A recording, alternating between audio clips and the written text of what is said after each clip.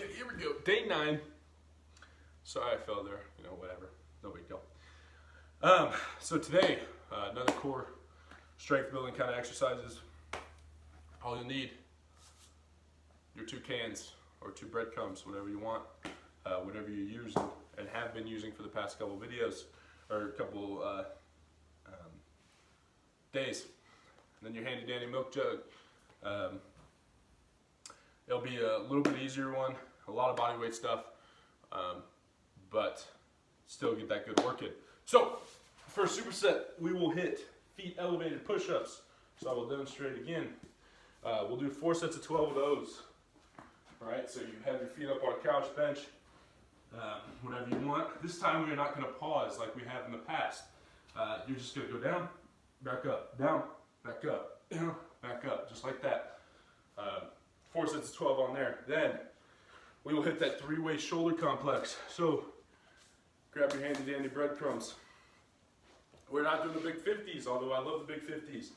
We're doing the front raises. So boom, front raise, side. Remember to have those elbows a little bit bent. Then rear delt.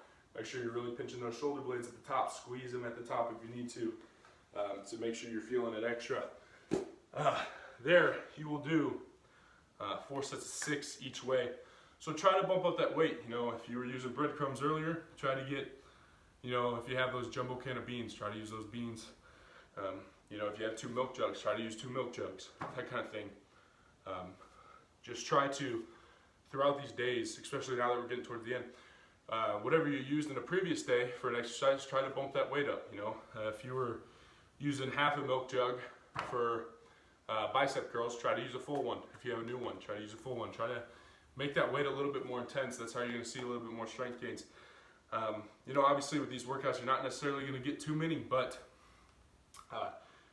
still putting forth effort to is better than nothing. So next we are doing 3 sets of 6 thrusters. So you're going to hold your milk jug like so. Step out so I'm in frame. You'll squat down, squat up, and press. Right? Back down, squat up, boom, boom. Just like that, you'll do 6 each way. So 6 right arm, 6 left arm. If you can't do a milk jug, do something else. But very good. You could also use your broomstick if you wanted to work that movement a little bit more. I'll show you with the broomstick. So you'll be in like that front rack position like we did with the front squat. So squat down, squat up, press. Back down, squat up, press. So you want to make sure when you're doing that, that's more of a full body work exercise. You want to make sure that you are not necessarily strict pressing, but using that momentum that you have from squatting and coming back up to push that. You're almost doing like a push press variant with that. So work on that. Those are good work, especially if you get the right weight. Those will be intense. Next, you do 4 sets of 25 air squats. So with this, like we've done before, shoulders apart, hips back, down. 1, 2, just like that. Try to really focus on driving through those heels, working those quads that much more. Next, we will do curls. So you can either do, if you have a chair, you can do a chair curl. If you want to be real big and strong, you can do that. You have a milk jug, you can do a milk jug curl. So just like we've been doing, you can switch each arm, each rep. Doesn't matter if you're doing chair curls, you can do 2 at a time, 2 hands at a time, that kind of thing. But I promise you can find weight to where as long as you're contracting at the top, you will feel it in the biceps.